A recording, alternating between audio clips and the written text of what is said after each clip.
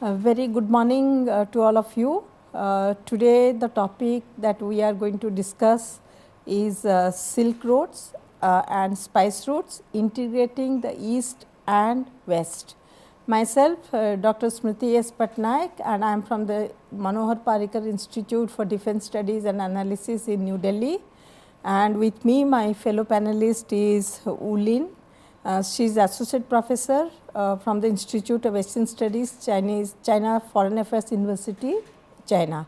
So, both of us we are going to discuss this topic. So, let me come to the topic first. I think most of us we remember in the recent G20 summit, which was held in New Delhi last month, we saw announcement of a new transport corridor, which is basically India, Middle East and Europe corridor, IMEC. This announcement of the transport corridor actually made it very clear that the countries are basically interested in having several trade corridors and alternatives. So that we are speaking much more about multimodal connectivity, because this particular corridor, the IMEC, not only spoke of the sea routes, but it also spoke of rail routes and the bus routes to reach Europe. So, in that sense the transport corridors are not new in that sense. We already have the grand announcement of BRI in 2013, which completed 10 years of its existence. So, what does exactly these transport corridors mean in larger regional and global geopolitics? I think with the end of the Cold War, there is always this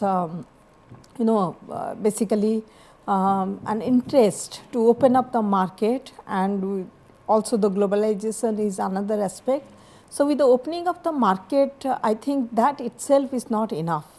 The most important thing in that context is how to connect, not only in terms of the physical connectivity which we have been speaking of, opening up of the transit routes, the kind of rules and regulations that will in fact govern these transport and trade corridors becomes very significant.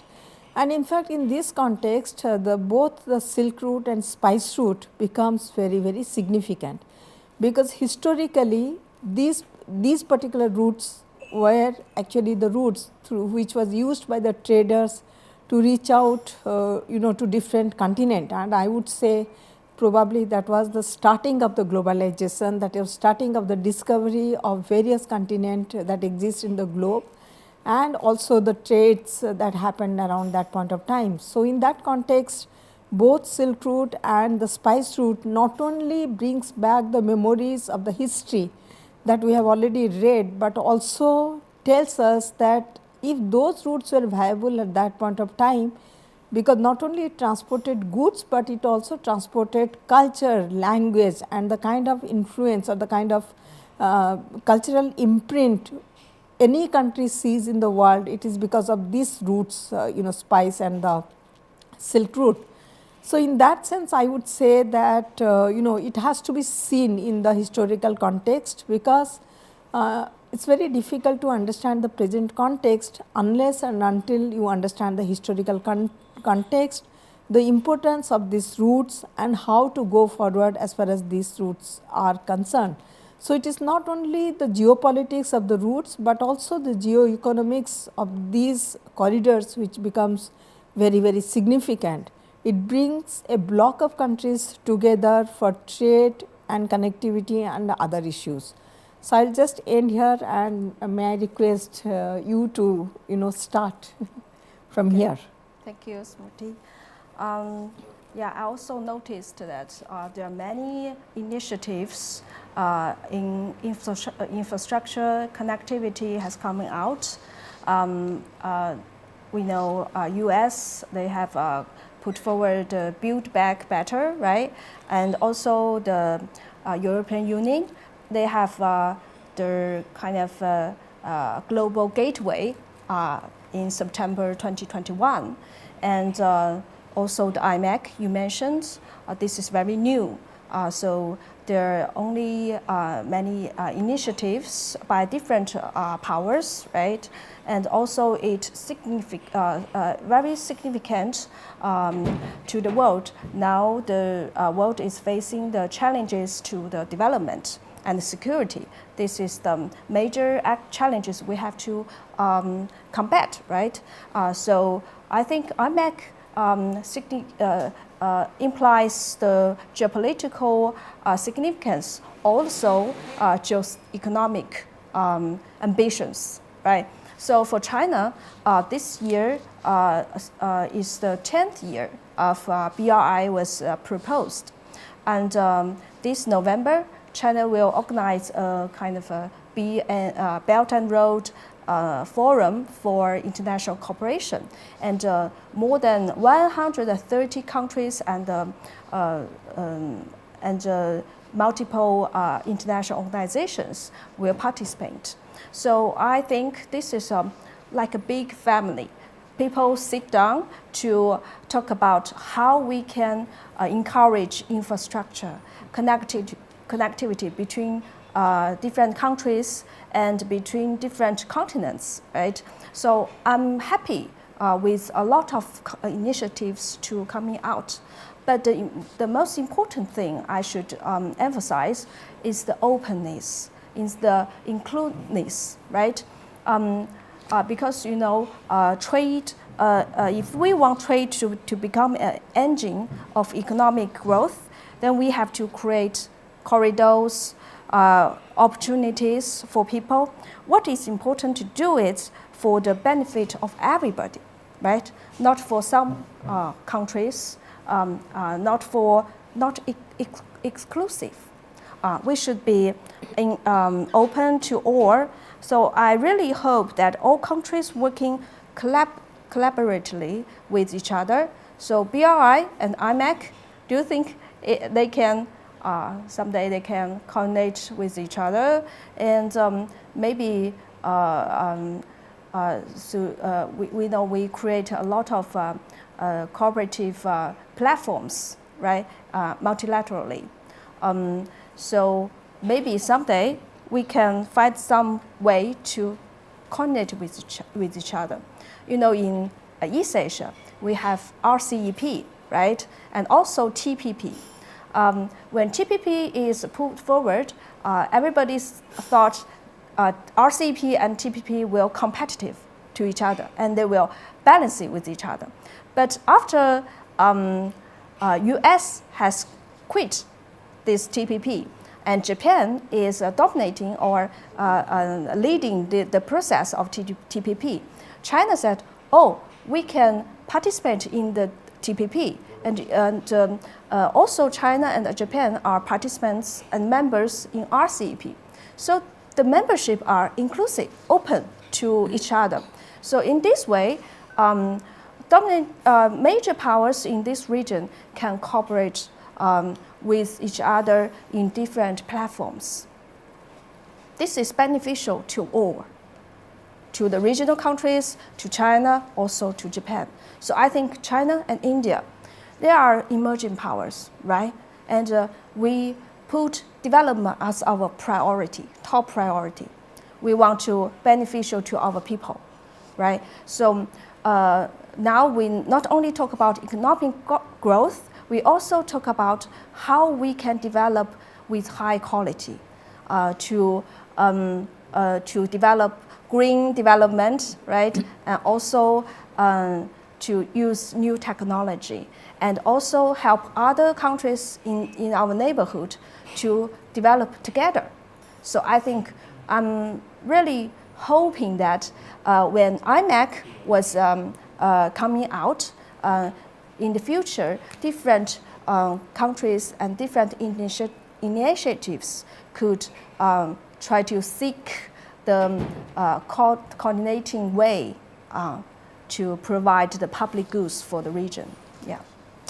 I think, when you speak of various connectivity projects, even India has INSTC, the International North-South Corridor, which connects not just to Central Asia but also beyond.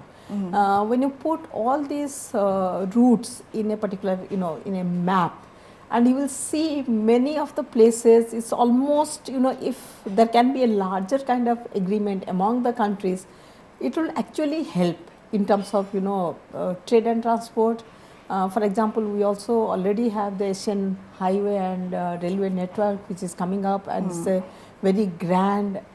Those in some of the places, some of these projects have slowed down for various reasons, not just the geopolitical reasons. Like for example, the Chabar port, which India was developing, the investment there has slowed down a little bit because of the sanctions, and also that actually the conflict in various part and the kind of role which countries play in a particular kind of conflict, and various differences between the countries on, like for example, the China and India on the border issues, China and the United States, actually that some of the time poses a kind of challenge. But I would also think that probably in spite of those challenges will remain, and some of these challenges are also not very, very new. But in spite of that, like for example, between India and China, the trade is more than $100 billion. So it's also increasing. Though in terms of when you speak of these routes, the Silk Route, the Spice Route, we may rename those, revive the old history, saying that okay, this is the Silk Route, this is the Spice Route, and this already existed, and we did trade using those routes. Like for example, India's own connections with Southeast Asian countries through the routes, like I can say that on the eastern part of India, I come from Odisha, and I've seen how till now we celebrate in November the day the merchants they return after doing business. We also have heard about the Arab merchants moving from one place to the other place and doing a kind of business with many countries. So when you look at that is why I said that it's not about the goods, it is not about the trade, but it is also about the culture. It is about the influence on various cuisine which you see in different part of world. But I think from this kind of, when you speak of these routes, now what has been added to these particular routes are, I would say, 2-3 things. One is the digital connectivity we are speaking of. That was not there earlier. We speak of digital connectivity so that when you are crossing the border, it is much seamless kind of movement of goods. We now speak of the multi-modal connectivity also, because that actually your connectivity is not only by road or by rail, it also uses multiple way of trading, of transporting. So that is where the how do you lock a particular kind of for example the wagons, so that from the rail it moves, so it's locked, so these are being introduced. I think digital connectivity has become much more significant, with especially during the COVID period. The digital connectivity is something which actually helped us. Like for example, during the COVID period, each of the countries were trying to invent medicine. They want to use those medicine. If they're being successful, so in a sense, you meet online. There is meeting. So what does work for you? What is not working for you? Suppose I have made some advancement through my experience on particular field. So can I impart those kind of training? I remember at that point of time, lot of this kind of thing happened. And also we saw that how when the essential goods were transported through rail network, and since offices were not functional, so we saw through the digital connectivity how things were transported. I think in the future, when you speak of both the Silk Route and Spice Route, the digital connectivity is something which has come very, very new. Though earlier in Silk Route and Spice Route, the concept of sovereignty was not so much ingrained, and now it is much more stricter. So therefore, when you speak of transportation, when you speak of anything, there is this thing of the border, crossing of the border. Those have, I think, become much more important. Yes. Yeah, I agree with you. Yeah. And you just talk about some of the the infrastructure projects has been postponed, right? I think other than the challenges you mentioned, also the pandemic is also an influencing factor, right? After the pandemic, I saw many flights has been cut down between China and our other partners, right? Other countries, and I think maybe this is not just geopolitical issues like China, U.S., but also Ukraine, Russia conflict, right? And also some cost recalculations about the transportation with the people-to-people interaction. So there are multiple challenges now facing us, not just China, but also other countries. Yes. So I think this is a Chinese people always say crisis not only means challenges, but also means opportunity. Yes. Yes. So I really think with multiple challenges facing us, I think we should try to use the new technology, the challenges and all opportunities it brings to us. So digital connectivity is also an important part of the BRI in the second stage. We know in the first stage of BRI, we invested a lot of infrastructures. Many of them are very big, right? And also high input. So that's why we talk about a lot of things, problems, right? Because it's just a try, right? But in the second stage, now we saw we should put more energy to the green BRI, digital BRI. So I think this is the common sense of the world. We should tackle or cope with these challenges, climate change, right? And also the energy security, the food security, right? So the green transition people are speaking of. Yeah, the green transition, yeah. Also, you mentioned before our talk, you talk about the trans-border water governance. This is also about climate change, right? How we can deal with this kind of issues.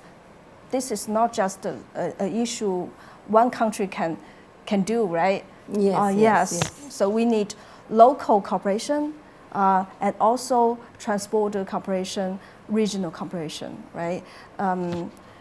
Yeah, some of the projects, especially happening within the regional forum, like for example, the SARC has an MBA which has not yet been signed. The BIMSTEC also has. We also have this Bangladesh, Bhutan, India, Nepal, BBIN kind of forum. The Indo-Pacific is also speaking of the same kind of resilience supply chain, which has become very, very significant, especially in the post-pandemic era.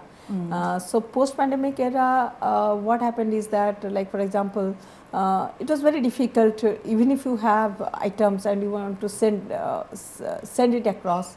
That actually was becoming extremely difficult at that point of time. So there, I think one spoke of this resilience supply chain. You find an emphasis on this, and each and every statement we have come across. I think when one speaks of also this Silk Road and the spice route, and there is this integration of East and West at one point of time, because these are not kind of routes which is very self-sufficient or which is just within the region. I think it is also very, very aspirational in terms of, like we spoke of IMEC, and there has been some of the critics saying that this is something which is not feasible because it crosses so many countries, and also each of the countries have their own rules and regulations. So it's a kind of bringing all the countries together to agree on a kind of platform which actually is applicable to each one of them. Yep. So while it is very, very significant that we are having the trade, opening up of the trade routes, like for example the China's BRI, where there is an effort to integrate east with west. But at the same time, we also have seen countries are very sovereignty conscious. They don't want to open up their territory for trade. Like for example, one of the recent context is India's trade with Afghanistan, where when they face when once the Taliban came to power, you must have seen many press reports speaking of the kind of food crisis which the Afghans faced. So it became very difficult for us in India to send food across the border. So it has to go through Chabahar port and all. But I think few of the I think some of the trucks went through Pakistan. So there is this reluctance to open up the territory. There are issues that we cannot allow a bus or a vehicle of another country to cross our territory. It's seen as breach of sovereignty, though it provides a lot of economic opportunity. Like for example in Europe, so travel in Europe, because Europe always comes as a kind of example to all of us. So everybody speaks about that. Suddenly you have crossed the border. Only when you are crossing the border, somebody will come up to you, will check the passport. That's it. No paperwork and all. So I think while the transport corridors like the Silk Road and Spice Route has become significant. I think it is significant. The opening up of the port. India has its own Sagarmala project, facilitation of trade. At the same time, I also feel that there is also this over consciousness of sovereignty, probably the impact of globalization. Yeah. And as you were saying also, the localization becomes very, very significant. The stakeholders in any kind of this road connectivity, like for example the Silk Road or the spice routes, I think there has to be local stakeholders. The locals need to own up, and the benefits of such kind of routes needs to be made very, very clear to the locals. So if we have the local stakeholders for any kind of transportation corridor and all which we are opening up, if there is the economic stakes which are very well explained to the people that if this road comes about or if such and such thing come about, then there is a lot of economic opportunity that opens up to people at large. So I think there will be an interest on the part of the people to own it up. And that is where I think this entire question of sovereignty, this entire question of that breach of sovereignty, economic, people don't see it so much economically, people see it more as politically. I think that is something which probably will provide an opportunity for the countries to take forward these initiatives. If we have done it historically, I really do not see any reason why this cannot be done properly. Yeah, I agree with you. So not just the bottom, not just up top to bottom, this kind of approach, but also bottom to top. We should to motivate the people in the local, right, to tell them what can they benefit, right, and what is the best way to develop this kind of economic corridor, right? Yeah. Thank you. Thank you.